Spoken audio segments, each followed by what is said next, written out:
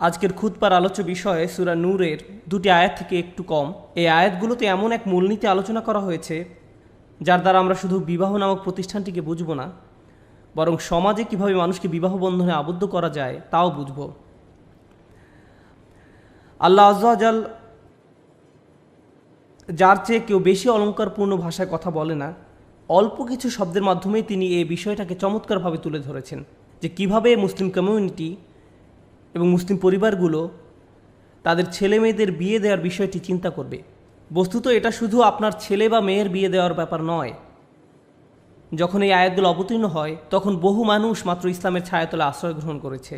সুতরাং অনেকের কোনো মুসলিম পরিবার ছিল না।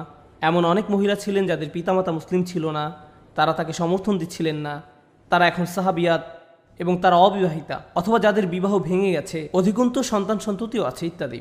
সাধারণ পরিবারগুলোতে আপনার ছেলে বা মেয়ে থাকে, তারা বড় হয়, তারপর বিয়ের বয়সে পৌঁছায়, আর আপনি তাদের বিয়ে দেওয়ার কথা ভাবেন। কিন্তু বৃহত্তর পরিসরে আমাদের পরিবার হলো গোটা উম্মাহ। রাসূল সাল্লাল্লাহু আলাইহি ওয়াসাল্লাম সমগ্র উম্মাহকে একটি শরীরের সাথে তুলনা করেছেন, আর আল্লাহ সুবহানাহু ওয়া তাআলা একে ইখওয়া বা প্রায় রক্ত সম্পর্কীয় ভ্রাতৃত্ব বলে উল্লেখ করেছেন। আমরা একে অপরের ভাই, তার মানে আমরা সবাই মিলে বড় একটা পরিবারের মতো। সুতরাং আমাদের সমাজে যখন পুরুষ মহিলারা বিবাহ বন্ধনে আবদ্ধ হতে পারে না, সেটা আমাদেরই সমস্যা। তো আল্লাহ সুবহানাহু ওয়া তাআলা বলেন, ওয়ানকিহুল আয়ামা মিনকুম, তোমাদের মধ্যে যারা বিবাহহীন তাদের বিবাহ সম্পাদন করে দাও। এভাবেই বক্তব্যের শুরু। আরবিতে আইম শব্দটি নারী পুরুষ উভয়ের জন্য প্রযোজ্য, তবে বেশিরভাগ সময় এটা নারীদের জন্য ব্যবহৃত হতো আর কম সময় পুরুষদের জন্য ব্যবহার হতো। আরবদের এই শব্দ ব্যবহার থেকে বোঝা যায় এটি পুরুষদের বেলায় এমন কারোর জন্য ব্যবহৃত হতো যে সহজে বউ পাচ্ছে না, অথবা এমন পুরুষ যে বিয়ে করতে অস্বীকৃতি জানাচ্ছে, তা যে কোনো কারণেই হোক, তাদেরকে বিয়ে করতে উৎসাহ যোগাতে এটা ব্যবহৃত হতো। পক্ষান্তরে অধিকাংশ ক্ষেত্রে এটা নারীদের বেলায় ব্যবহৃত হতো। এমন নারী যারা তালাকপ্রাপ্তা, এমন নারী যাদের এখনও বিয়ে হয়নি, কিংবা এমন নারী যারা অন্য পরিবার থেকে এসেছেন আর এখন তারা মুসলিম, ইত্যাদি ইত্যাদি। নারীদের নিয়ে এখানে কথা বলা হয়েছে।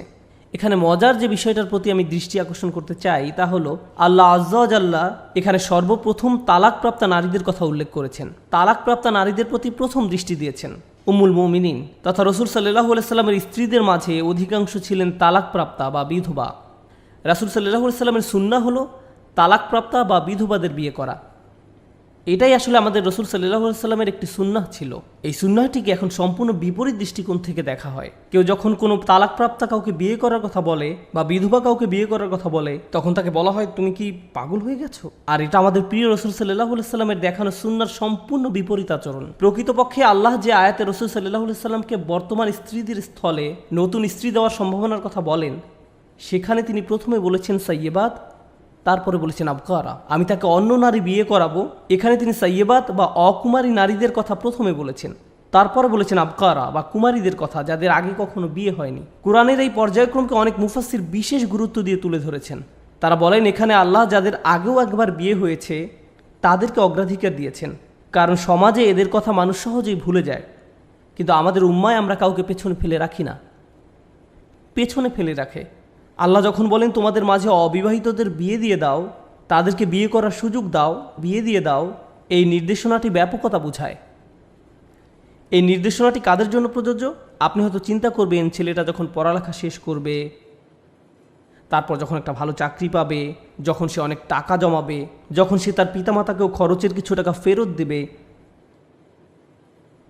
যখন সে এটা করবে সেটা করবে ইত্যাদি ইত্যাদি, পরিবারের অন্য সবার যত্ন নেওয়া হবে, তারপর আমরা তার বিয়ের কথা চিন্তা করব। কারণ এখন যদি আমরা তাকে বিয়ে করাই, তার সকল মনোযোগ তার স্ত্রীর দিকে চলে যাবে, আমরা কিছুই পাবো না। এটা আমাদের সন্তান, আমাদের বিনিয়োগ। তাকে বিয়ে করানোর আগে আমরা আমাদের টাকার মূল্য ফেরত চাই। আর এমনকি যখন আমরা তাকে বিয়ে করাবো, তখন ব্যাপারটা শুধু আমাদের পার্থিব অর্জনের বিষয় না, এটা আমাদের পারিবারিক গৌরব। এমন একজনকে বিয়ে করাতে হবে যাকে আমরা প্রদর্শন করতে পারবো, যাকে নিয়ে আমরা গর্বিত হব, অনেক ছবি তুলতে পারবো। তাই বিশাল এক অনুষ্ঠানের আয়োজন করো, মানুষকে দেখাও যে আমরা একটা উচ্চ শ্রেণীর পরিবারের সাথে আত্মীয়তা করেছি, ইত্যাদি ইত্যাদি। তাই কাউকে বিয়ে করানোর আগে আপনি যে বিষয়টা বিবেচনা করেন তা হলো নারী পুরুষ উভয়ের জন্য আপনি একটা বয়সের মাত্রা ঠিক করে দেন। নারীদের ক্ষেত্রে একদম বিপরীত কাণ্ডটাই ঘটে। কোনো কোনো পরিবারে সে টিনেজ বয়সে পৌঁছার সাথে সাথে এমন ভাবা হয় আমাকে দ্রুত দায়িত্ব পালন থেকে বাঁচতে হবে। মনে হয় যেন এটা আপনার ঘরে একটা ব্যাধি। যত দ্রুত এর থেকে বাঁচা যায় ততই মঙ্গল। আপনি মেয়েটাকে যেন তেনভাবে কোনো একটা পাত্রের কাছে দিয়ে বিদায় করতে পারলেই বাঁচেন। বহু মেয়েরা হতাশায় ভোগেন, কারণ তাদের বাবা মা সবসময় বলতেই থাকেন, তুমি এখনও এখানে পড়ে আছো, তুমি বিয়ে করছো না। আর অন্যদিকে যুবক ছেলেরা বিয়ে করতে চায় আর তাদের বাবা মা বলতে থাকে, তুমি এখনো বিয়ের জন্য প্রস্তুত নও। লক্ষ্য করুন কোরআনের আয়াত আমাদের কি বলে, অসলিহিনা মিন ইবাদিকুম ওয়া ঈমানিকুম, এবং তোমরা তোমাদের দাস দাসীদের মধ্যে যারা সৎকর্মপরায়ণ তাদেরও বিয়ে দাও। তখনকার সমাজে দাস দাসীরা ছিল, তাদের বলতে গেলে কোনো টাকা পয়সাই ছিল না। আল্লাহ বলেন তাদেরও বিয়ে দিয়ে দাও। তাই এই যুক্তি যে বিয়ে সম্পর্কে চিন্তা করার আগে কাউকে স্বাবলম্বী হতে হবে, তা এই একটি বক্তব্যের মাধ্যমে তছনছ করে দেওয়া হলো, সমীকরণ থেকে বাদ দিয়ে দেওয়া হলো। যে বিষয়গুলো বিবেচনায় আনতে হবে তা হলো, প্রথমত তারা কি বিয়ের বয়সে পৌঁছেছে, আর দ্বিতীয়ত সলেহীন বা ভালো মানুষ। ভালো মানে তাদের আল্লাহর সাথে সম্পর্ক ভালো এবং তারা পরিণত, তারা প্রস্তুত। এই হলো সলেহীন মিন ইবাদিকুম ওয়া ঈমাইকুমের ব্যাখ্যা।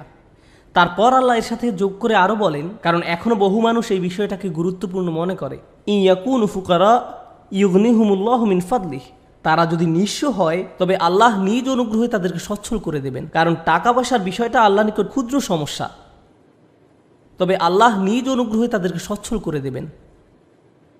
আইমা মানে সমাজের বহু মানুষ যারা অবিবাহিত রয়ে গেছে, সেটা তুলনামূলক বড় সমস্যা।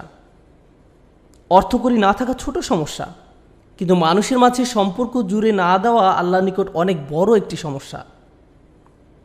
এই আয়াতটি পড়ার সময় আমি একটা বর্ণনার সন্ধান পাই,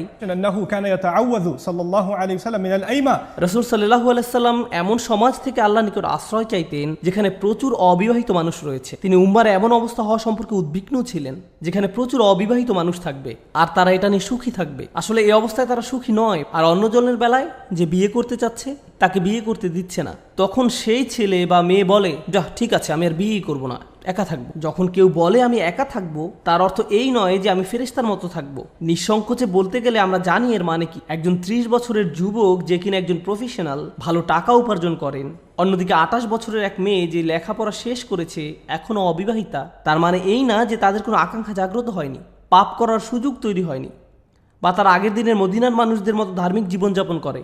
মদিনারও তার নিজস্ব ধরনের সমস্যা ছিল, মদিনাতেও নিজস্ব ধরনের পরিস্থিতি ছিল। আপনি যদি মনোযোগ দিয়ে রাসূল সাল্লাল্লাহু আলাইহি সাল্লামের জীবনী পড়েন তাহলে দেখবেন সাহাবীদের জীবনে বিভিন্ন ঘটনা ঘটেছে। মাত্র আজ সকালে আমি এক সাহাবীর ঘটনা পড়ছিলাম, যিনি কোনো এক কারণে মক্কায় গিয়েছিলেন, আর সেখানে তার জাহিলি যুগের এক মেয়ে বন্ধু ছিল। আরবি বর্ণনায় যে শব্দটি ব্যবহার করা হয়েছে তা হলো খালিলা, মেয়ে বন্ধু, তার মুসলিম হওয়ার আগের জীবনের। তো মেয়েটি তাকে দেখতে পেল আর বলল, তুমি কি আবার আমার সাথে নির্জনে থাকতে চাও? তখন সেই সাহাবী রাদিয়াল্লাহু তাআলা আনহু বললেন, সম্ভব না, তোমার আর আমার মাঝে ইসলাম এসে গেছে। তখন মেয়েটি রেগে গেল এবং সে তার ভাই বন্ধুদের ডেকে তাকে মারধর করতে উদ্যত হলো। সাহাবী বললেন, ঠিক আছে, আমাদের জন্য একটাই পথ আছে, তা হলো আমাকে তোমার বিয়ে করতে হবে। মেয়েটি বলল, ঠিক আছে, আমাকে বিয়ে করো। তিনি বললেন, আগে আমাকে রাসূল সাল্লাল্লাহু আলাইহি সাল্লামকে জিজ্ঞেস করতে হবে, কারণ তিনি জানতেন না যে অমুসলিম কাউকে বিয়ে করা যাবে কি না। তারপর তিনি রাসূল সাল্লাল্লাহু আলাইহি সাল্লামের কাছে ফেরত গেলেন এবং তাকে জিজ্ঞেস করলেন। তারপর এই আয়াত অবতীর্ণ হয় যে মুশরিক নারীদের বিয়ে করো না যতক্ষণ না তারা ঈমান গ্রহণ করে। আমি আমার আলোচনা থেকে একটু সরে গেছি। আমি যে কথাটি বলতে চাচ্ছি তা হলো কিভাবে আমরা বিয়েকে সহজ করে দেব, কারণ বিয়েকে কঠিন করা শয়তানের কাজ। শাহ ওয়ালিউল্লাহ রহমতুল্লাহ আলাইহি বুদ্ধিদীপ্তভাবে একটা ব্যাপার তুলে ধরেছেন। একটি সমাজে শয়তানের রাস্তা হলো হারামকে সহজ করে দেয়া আর হালালকে কঠিন করে দেয়া। যখন সমাজে এটা ঘটে তখন শয়তানের জয় হয়, কারণ লোকজন সহজের দিকে আকৃষ্ট হবে। তাই আজকের সমাজে আপনি যদি চোখ দিয়ে আনন্দ পেতে চান, আপনার সামনে স্ক্রিন আছে, বিভিন্ন নিষিদ্ধ জায়গায় আপনি যেতে পারেন, আপনার অফিস বা ক্যাম্পাসে, আপনার মোবাইল ডিভাইসে, সোশ্যাল মিডিয়ায়, ডেটিং অ্যাপস, আরও কত রকমের উপকরণ আপনার হাতের মুঠোয়। কারণ পুরুষের মহিলাদের প্রতি আকর্ষণ থাকবেই, আল্লাহ এটা মানুষের ভেতর দিয়ে দিয়েছেন, আর এটা কোথাও চলে যাবে না। নারীরাও নিজেদের জন্য সঙ্গীর খোঁজ করবেই, এটাও আল্লাহ তাদের ভেতর দিয়েছেন, এটা প্রকৃতিতেই রয়েছে। এই কারণেই পরিবার তৈরি হয়। আজ যখন অসুস্থ, নোংরা আর অবৈধ কার্যক্রমের দরজাকে বিস্তীর্ণ রূপে খুলে দেওয়া হয়েছে, এরকম পরিস্থিতিতে একজন যুবক এসে যখন বিয়ের কথা বলে, আমি জানি আমি মাত্র ভার্সিটির 3য় বর্ষে পড়ি, আমি জানি আমি মাত্র ভার্সিটির 3rd ইয়ারে পড়ি, কিন্তু আমি আর পারছি না মা, আমি আর পারছি না বাবা। সে হয়তো এভাবে বলে না, আব্বা আমার হরমোন আমাকে পাগল বানিয়ে দিচ্ছে, ক্যাম্পাসে মেয়েদের যা অবস্থা, আমি জানি না আপনাকে কি বলবো। সত্যি একটা মেয়ে আমাকে শুধু মেসেজ দিয়েই যাচ্ছে। কেউ তো আর এভাবে তার বাবা মাকে বলবে না। সে হয়তো বলবে, মা, আমি মনে করি আমার বিয়ে করা উচিত। সে ইঙ্গিতে ভালোভাবে বলার চেষ্টা করবে, আর তখন কোনো পিতামাতা এই যুবক ছেলেটাকে অপমানিত করতে শুরু করলো। ওহ, তুমি ধৈর্য ধরতে পারো না, নিজেকে নিয়ন্ত্রণ করতে পারো না? আমি 40 বছর বয়সে বিয়ে করেছি। কিভাবে আপনি 40 বছর বয়সে বিয়ে করেছেন? আপনার তো এখনই বয়স 50 বছর।